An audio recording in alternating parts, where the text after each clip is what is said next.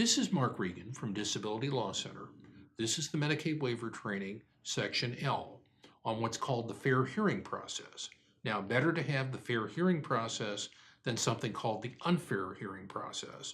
This is the fair hearing process, and here's how it works from start to finish. It starts with the notice that you get. The notice will say something like, you have been approved for a particular number of hours of rehabilitation, but no more. If you disagree with what the notice says about what you should get, then you can appeal. And the way you appeal is to send something in writing, whether an email or a letter or a fax, to the contractor that the state uses to handle its appeals. Now, I'm going to call this contractor Xerox. It's actually the copier company, but a different branch. And that different branch of Xerox is what I'm going to be talking about. It might not be called Xerox anymore. It's the same people, but they have changed their names over the years. Anyway, there are materials that you have access to as part of the training that you will be able to see what the organization is and where you should send your appeal. One important thing about an appeal is it needs to be in writing.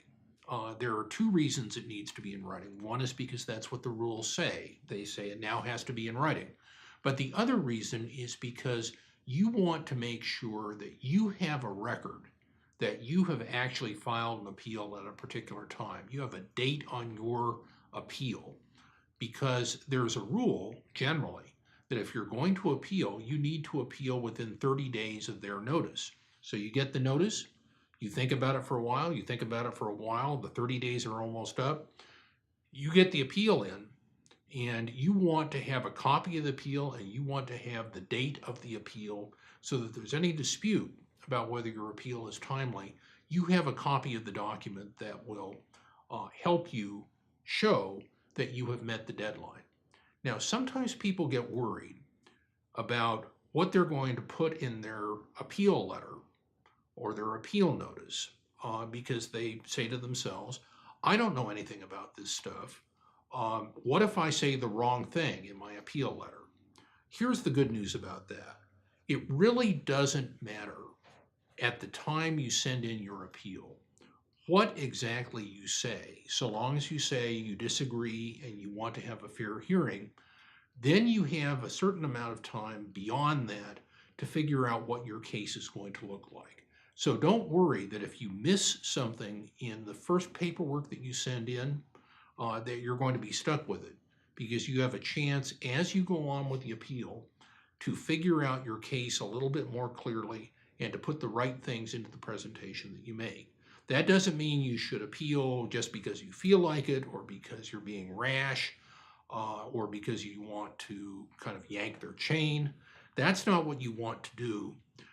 But at the same time, if you don't have things completely figured out at the time you need to send in your appeal, then you send in your appeal and things tend to work so that you have your case more clearly thought out and presented by the time you get to the hearing. Here's what happens once you send in your request for an appeal. The agency, say Xerox, gets your information about what you're appealing from and a preliminary sense of why you're appealing, and turns that over to a state agency. The state agency that is now handling appeals is called the Office of Administrative Hearings, and they will figure out an administrative law judge who will be the judge handling the hearing that you have, and they will arrange for you to get some basic information about the case. While you are getting ready for your hearing, they'll work with you on finding a date. You need to think in terms of whether you want an in-person hearing or a telephonic hearing. The system tends to presume that you're going to have a telephonic hearing. I am talking to you from Anchorage. The hearing office is in Anchorage, downtown. It is certainly possible for people to come to the hearings from Anchorage quite easily and appear in their hearing rooms. And I happen to like that if I'm representing somebody, that we're all sitting in the same room talking with people that you can see. That said, There's nothing wrong with going through a telephonic hearing, particularly if you're someplace other than Anchorage, particularly if you're in a rural community. They have a pretty good system for hearing things on the telephone. It's as if you're in court, where a lot of stuff is on the telephone. And you can hear the hearing officer. Unfortunately, there isn't a video hearing system, but there's a very good telephonic hearing system. So if what you have to do is to do things by telephone, they'll have the numbers, they'll call you. You will typically have a pretty good sense of what's going on in the hearing, even if it's a matter of listening over the phone. Now, if you need some accommodations for listening over the phone, or if listening over the phone simply isn't going to be possible for you for some reasons, you need to work fairly early in the process to set up how the hearing can work best for you. If you need to be there physically, you can explain why. If they need to send the hearing officer places, sometimes they do that. At any rate, that's the way that you can make sure the hearing is going to work out right for you fairly early on by deciding how you will make your presentation there. Early in the hearing process, before you get to the hearing, there's a decision you need to make if you're already getting services under your waiver service plan, and the hearing is going to be about they're trying to take services away from you or say that you're not eligible for the waiver anymore or reduce your services. You have a right under the way this system works to ask that the benefits that you're getting be continued at their current level. So if they want to reduce the amount of rehabilitation that you get from 15 hours per week to 12 hours per week, if that's what they want to do, then you have an opportunity to say, while this is going on, until we get to a final hearing decision, I want my benefits to stay at 15 hours per week. And you have a legal right to do that. Now, there's something that you need to watch out for. And what you need to watch out for is that the system will say to you, if you're going to have your benefits continued pending the result of the hearing, and if you lose, then you may have to pay us back. Here is a situation where I need to tell you that the rules say one thing, and what actually happens in practice can be quite different. The rules say you have to pay back the Medicaid benefits if you lose that you're getting while you're waiting for a final hearing decision. The truth is that we don't remember in our years of practice that has ever really happened. So I'll tell you that. I'll tell you that the rules say you may have to pay it back, and you have to agree that you'll pay it back as part of asking for this aid paid pending the result of the hearing. The rules say you have to pay it back. In practice, it's very hard for them actually to figure out how much you got paid, what it's worth, and that it's worthwhile to try to get it from you.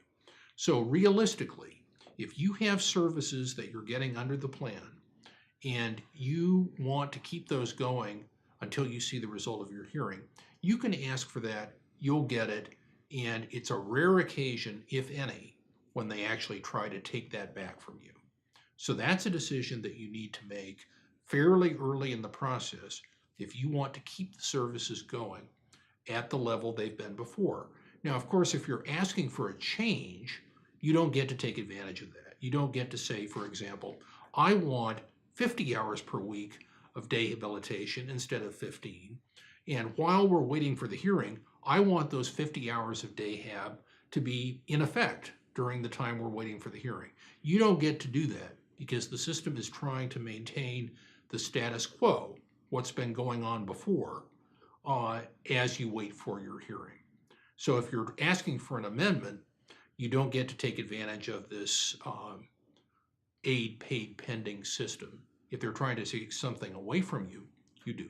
Another thing while you're waiting for your hearing that you are going to want to do, or at least you're going to want to think about doing, is you have a right under the law to look at your case file. Now, we're in a different world than we were when this fair hearing process got started back in the 70s. And in that world, the old world, there were a lot of physical case files in a file folder, and you could go to an office and you could ask to see the physical file in the folder that was your case, and you would review it. And you would see the notes from the SDS workers to each other about what they were doing. You'd see the notes, you'd see whatever information they sent in, you'd see, for example, medical information that they were working on. And so you would be able to look at the file and you would be able to see information that would be helpful to you as putting your presentation together for the hearing, and you would make copies. And there were Xerox machines back then, and you would copy things from the Xerox machine, and it would help you put your case together. We are now in a little different world of electronic files.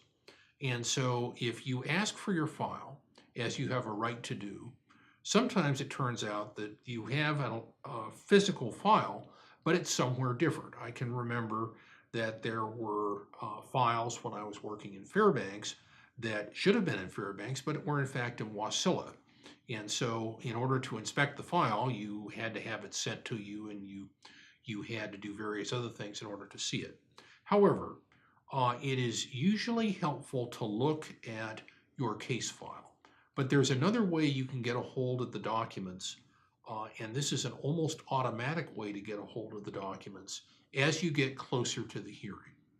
That is, before the hearing starts, the Xerox people and SDS will put together what is called a position statement. And that position statement is something that I would like to say it does a better job than the notice of telling you what the hearing is going to be about. The fact is, it really doesn't do a much better job than an adequate notice of telling you what the hearing is going to be about, but it's a collection of documents. If you're wondering what the regulations that apply to your case say, there will be about a 25 or 30 page collection of the regulations that apply to your case. If you are looking for a copy of the notice that was sent to you, that notice will be an exhibit in the documents that are sent to you as part of the position statement. If you are looking for medical information that will be applied in your case, that will be part of the position statement. The basic idea of all this is if they're likely to make their decision using written information, you have a right to see it. You'll probably see it if you get a copy of your case file or you go look at your case file. You will certainly see most of the information because it's part of the position statement that the Xerox and the state will send to you before your hearing.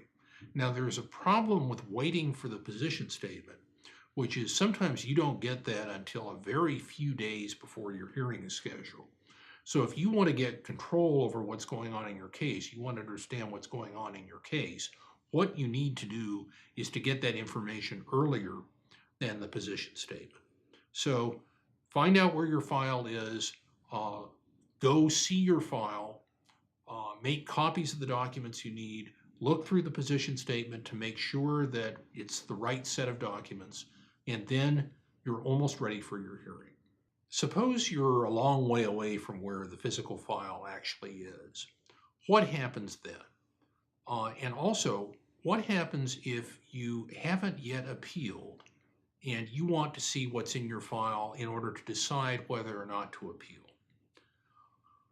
The simple thing to do would be, since everything else is electronic, they would just scan everything and send you an email with all that information in it.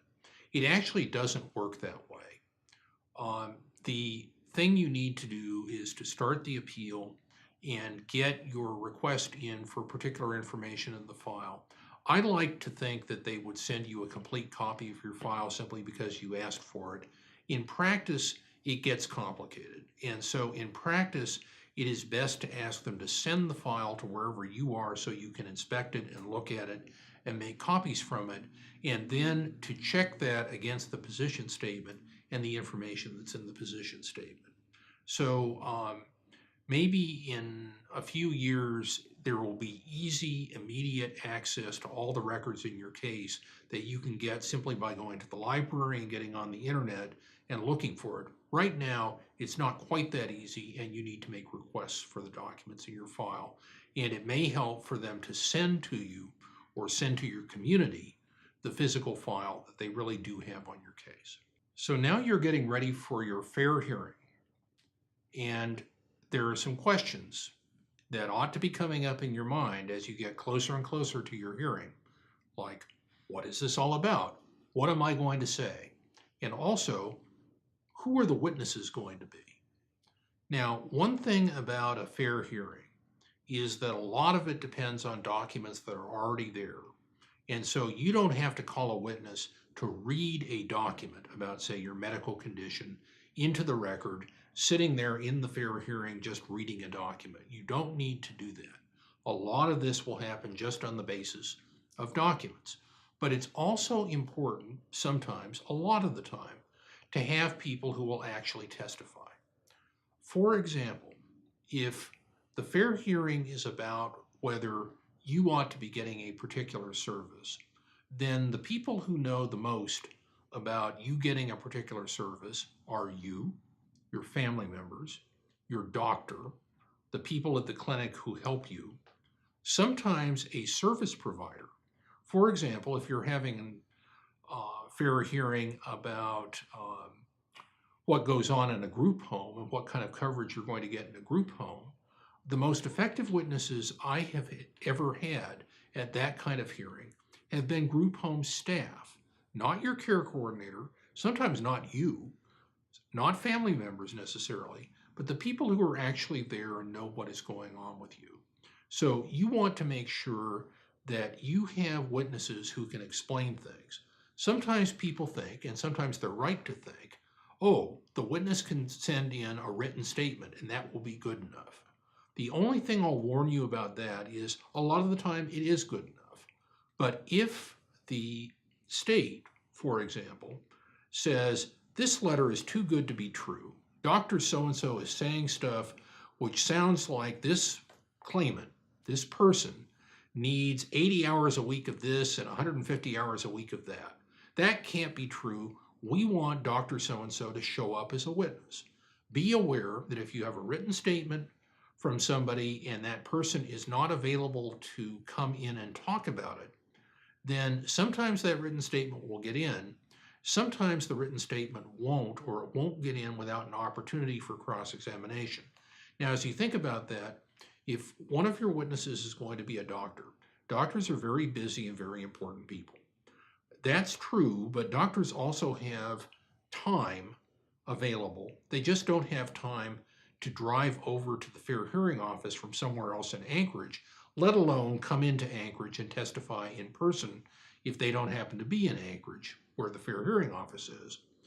So it's been our experience that if you have a busy professional who needs to be one of your witnesses, that it works out quite easily for the fair hearing, for the hearing officer to say, we'll hear from Dr. So-and-so at the time it's convenient for Dr. So-and-so to testify. And even if that is at 2 o'clock in the afternoon and the hearing is otherwise at 9 o'clock in the morning, we'll set aside a particular time for Dr. So-and-so to be on the phone. And so that's how it usually works. They can take things out of order and do a whole lot of other things to make sure that an important witness has an opportunity to testify from his or her desk or home or office and doesn't actually need to come into the fair hearing to testify. But that's in terms of your witnesses. If you have an important witness and you reduce the whole thing down to having a written statement, be aware that sometimes they're going to want your important witness to be testifying and to be cross-examined on the important things that witness says in a written statement. But there are also questions about witnesses that are on the state side who would be testifying about the reasons why the state didn't give you what you want. Here is an issue that comes up over and over again in these kinds of hearings. It has to do with the nature of government, it has to do with the nature of who's making decisions and how. It has to do with what happens if there is a state witness who is no longer working for the state by the time you have your fair hearing. Typically what will happen when you are dealing with a written notice signed by a particular person who works for the state is the state will attempt to call that person as a witness for the logical reason that helps them explain why they made their decision the way they did. But sometimes there are people who are very important to that process who are less available than they ought to be. For example, there is a case pending at the Alaska Supreme Court right now where somebody did not qualify for a waiver after an assessment of what was going on at that person's home. And the assessor was a state employee, a nurse, who by the time of the hearing was not working anymore for the state. So they had a written document, they had a lengthy written document prepared by this person, but the person was not available for cross-examination. And so the question was, in this particular court case as it is now, fair hearing as it was before, the question was, what was going on during this assessment that tended to show that the person who was doing the assessing, the state employee, was getting some things wrong about what the person did and could do at home. So that person wrote those things down on a computer form. The computer form was available, but at the fair hearing, the person testified, and people who lived together with the person testified, that what the assessment had shown was not true. So you had testimony by actual people, witnesses, on the one hand, and you had this document that was written down by the assessor on the other hand, and the assessor was not available for cross-examination. Now, I would like to think that obviously written information from somebody who's not working for the state anymore and isn't available to be cross-examined is less valid and less important than the testimony from actual people who get the services or live with the person who needs the services. Unfortunately, the court system has not yet fully agreed with that position. It may be that in a later round of these trainings, we can report to you on what the Alaska Supreme Court decided about the testimony on the one hand and the written documents on the other. But you ought to be able to ask for the state to bring in witnesses that are important for you to cross-examine, to ask questions about as you get into the fair hearing. Now, there is another problem that we have been having with SDS and the fair hearings people about fair hearings. And that is that while typically if somebody is working for the state will actually call that person. There is a document called a subpoena. And the subpoena is issued by the hearing office, and it says to the witness, you need to come testify here. This is a court order. And unfortunately, we have had trouble getting the hearing officers actually to compel people to come in and testify.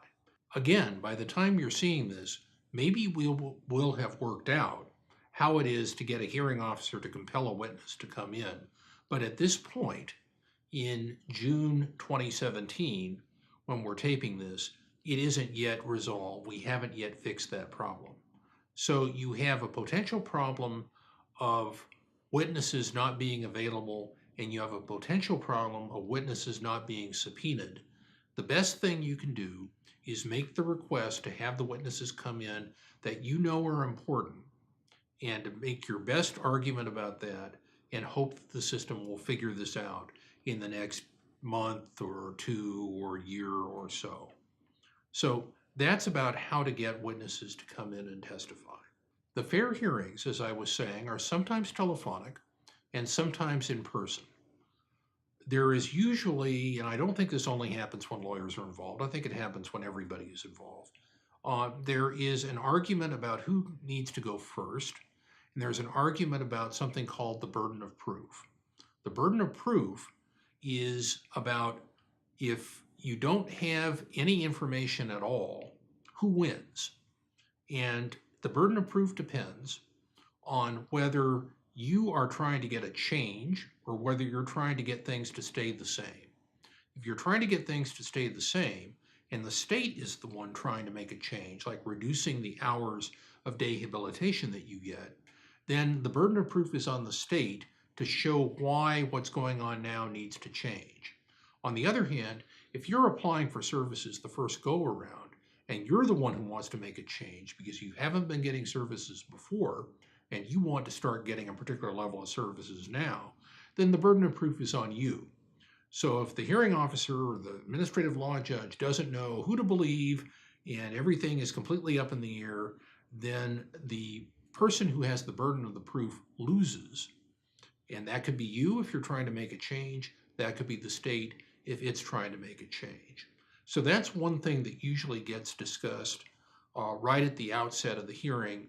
And you find out that the party that wants to make a change, whether it's you or whether it's the state, is usually the one who goes first. And the party that doesn't want to make a change, whether that's you or that's the state, that party goes second. And the hearing officer takes testimony first from your side, say, and then from the state side. And the witnesses are examined in a particular order. You can remember from watching trials on television that there is direct examination, which is where you ask questions of your witnesses to bring out the story. And then there's what's called cross-examination, where, say, the state will ask your witnesses questions to try to make that testimony less worthy of carrying your burden of proof in the case. So the cross-examination will be things to try to show that the witness is not actually as solid a witness as maybe the witness looked like on the direct examination. If you're doing cross-examination, and particularly if you don't have a lawyer, here are a couple of quick tips about cross-examination. Don't argue with the witness. It doesn't work, and the hearing officer will stop you from doing it. And that's something that applies just as much to lawyers as to people who are not lawyers. We get tempted to argue with the witnesses. It doesn't work, particularly if the witnesses are smart and savvy people. They can usually talk rings around us when we try to argue with them, and so it doesn't help just to argue. What it does help to do is to show that the witness doesn't really have the information that the witness wants it to sound like. For example, if there is a witness who is going to testify that you don't need hours of day habilitation that you have asked for because your life just doesn't, it isn't something that's going to be improved by getting the hours of day habilitation that you're asking for. It just isn't going to make any difference to you. And that witness says that. It sounds very impressive as the witness says it. And your cross-examination is, have you ever met me before? And the witness's answer is no. Then all of a sudden, the things the witness is saying about you turn out to be based on nothing. And you don't have to have the witnesses, not like the Perry Mason television program used to be. It's not the witness is going to break down and confess that the witness doesn't know anything, but you can ask the witness the right questions, and the witness will give an answer that shows that the witness doesn't really know the facts that he or she has been testifying to. And it's possible for a non-lawyer to do a very effective examination and cross-examination of a witness. What you need to do is you need to minimize the testimony that the witness is offering that isn't helpful to you, and you need to expand and enhance and promote the testimony that the witness is giving that is helpful to you. And it's a matter of getting into a conversation with the witness and to find out what the facts are. And typically,